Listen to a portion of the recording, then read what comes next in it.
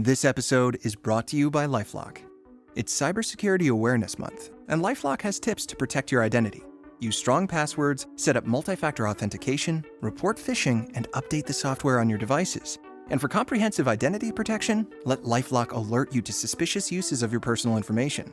LifeLock also fixes identity theft, guaranteed or your money back. Stay smart, safe, and protected with a 30-day free trial at lifelock.com/podcast. Terms apply. Ugh, the sick day struggle is real. But with Dymytro, it doesn't have to be. Children's Dymytro works quickly to soothe multiple bothersome cough, cold, and allergy symptoms in a single dose. Our fast-acting formulas are designed with kids in mind, so they get everything they need and nothing they don't. Available in liquid and on-the-go chewable tablets. Tap the banner now to shop at Amazon and say goodbye to the sick day struggle with Dymytro. Use as directed.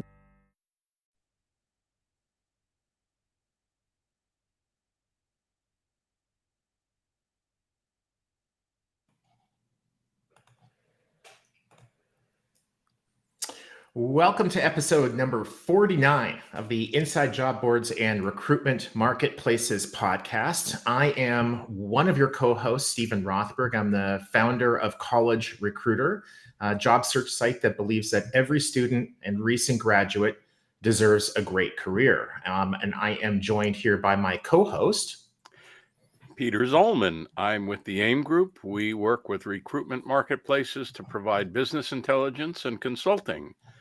And with us today, we have Dmytro Gryn of Jooble, which is one of the largest aggregation recruitment marketplaces in the world. Before we get started, I just want to mention once again, as I was saying earlier to Steven and Dmytro, about a year and a half ago, Roman Prokofyev, the CEO and founder of Jooble, spoke at RecBuzz, our conference for job boards and recruitment marketplaces, about how I run a job board in the middle of a war. And I've been to, let's say 10,000 presentations at various conferences and so forth. Over 40 years, that's not going to too many. Yes, it is going to too many, and Roman's presentation was the single most moving, scary, impressive, and both tear-jerking and heartwarming presentations I've ever seen, the most. And the fact that you're sitting in Kyiv, which is not exactly a peaceful neighborhood right now, and able to talk to us, just as our friends in Israel and the peaceful people of Gaza, leaving out certain people, but the peaceful people of Gaza deserve peace and dignity and be able to go on with their lives. We hope soon you are able to move forward in much quieter times. So Dmytro, tell us about aggregation at Jooble, and then I'll throw the first real question at you, because I do have a real question. Hi, Steven. Hi, Peter. Thank you for having me today. What I can tell about the aggregation in Jooble. Jooble is one of the world top 10 most visited websites about job search and employment, according to SimilarWeb rating. We have been operating since 2006, and we were based in Ukraine, and we are still based in Ukraine. We have a lot of employees all over the world, but our headquarters and our core management team is located in Kyiv. So personally, myself, I was the first company's employee hired by founders. And I became a CEO just a few months before the war. So I was reading the book by Horowitz, Hard Things About Hard Things, and I never imagined that I will be wartime CEO this literally, but here I am today with you. So we've seen recently that there are some challenges facing aggregators. especially with Google starting to get into the job space. How do you guys see that, and what do you think will be the future for the next short term and midterm? Great question.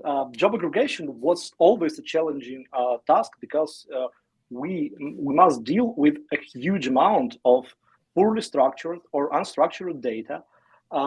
We had to deal with a large amount of scammers who want to get your money but don't help you to get a job. And these challenges with the rise of generative AI, they become more and more visible because generative AI is a great tool for people who want to create more value to the market. But sadly, it's also a great tool for different type of scammers and bad people.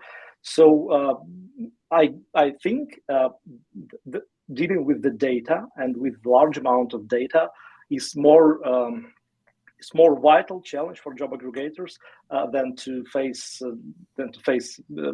Google. Awesome.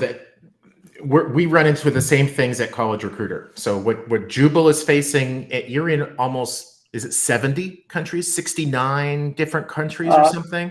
67 for now. 67. Sorry. Yeah. It is definitely a growing. Yeah, it's definitely a growing problem. So, given the challenges of aggregation that have, like, as you said, Dmytro, that have always been around, as well as some of the new ones. What are some of the plans and strategies that Jooble is using to continue to deliver the high quantity that a lot of our customers want, but also with the quality that they need? For last few years, we were actively investing in our internal solution. We call it job data processing model. And because we, as an aggregator, we operate a huge amount of data about jobs, about job seekers, demands, about trends in job search, we can enhance our model to get better recommendations and better search results. And right now, we can see that there is a trend to go into deep personalization and deep personalized experience. And with this experience, if we already have a quantity of applicants, we can boost the quality significantly, just because of personalization and because we do have the data. Hey, this is William Tincup, and you should know about the You Should Know podcast. It's a topical, fun podcast with Ryan, myself, and a guest, or guests, plural sometimes, and we tackle the most timely topics of the day. Give it a look, give it a listen, and subscribe. Thanks. Now, Ukraine is widely known as a tech hub in Eastern Europe, and obviously there were a lot of people who left, but not all that many. I saw a report earlier today about the employment picture in Ukraine. And did you lose a lot of your people, or did a lot of them go remote who had not been remote? How are you dealing with that? Great question. I think we were a bit lucky here because as soon as COVID-19 pandemic break down, we imposed remote first policy, so-called, and from that point, every employee of Jooble was able to work completely remote from any part of the world, and we were investing into like online events, community, team building work events that allow people to work in some kind of effective and efficient way, and that helped us when the war started. Right now we can see that we don't need to do any activities because people tend to go and visit the office. If they're living in Kyiv, they just come and visit. If they're staying abroad or in other cities, they still come visit Kyiv for a week to work with the colleagues on site. And I think that's great. It's part of our culture. Yeah, and one decision made in right time. One of the few good things that came out of COVID is knowledge workers were able to work remotely, and then obviously when there's an emergency crisis like this, that's helped a lot of companies stay alive. And let's look a little bit to the future, maybe over the next year, 3 years, 5 years. What do you see changing, both for Jooble, but also the wider space, just job aggregation as a whole? What are you planning to do to? We see that the expensive growth, I guess, hit the limit, and right now it's not a good time to try to create universal worldwide solution which will fulfill all needs of all people in any country. So for the future, at least for Jooble, but I guess I can see this trend also for other players. There will be a trend to localization. You have an ability to localize your product to cultural differences and to job market specific features for particular countries and for particular niches, because the driver and the nurse who is looking for a job, they have the different flow and different experience, and our mission is to make this experience easier for this particular profession. Okay. Any last questions, Steven? Otherwise, I have one, but it's a quick one. Go for it. Okay, Dmytro, when are you going to overtake Indeed?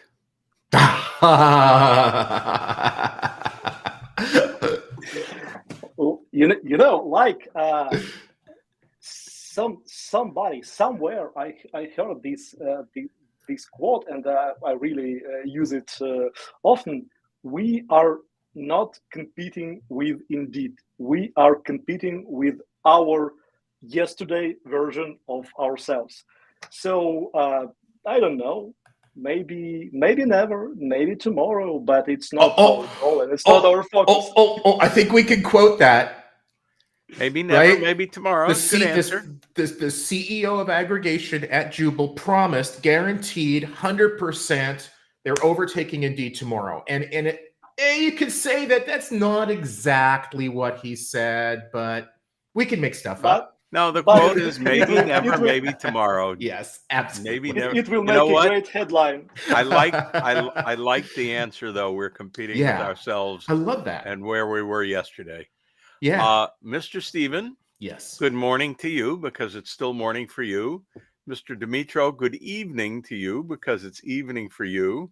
And this has been a fun, very quick 12 minutes, and we're ready to wrap up.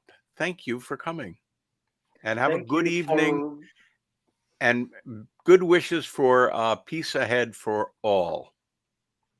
Thank you. Thank you. Thank you, Dmytro. Thank you, Peter.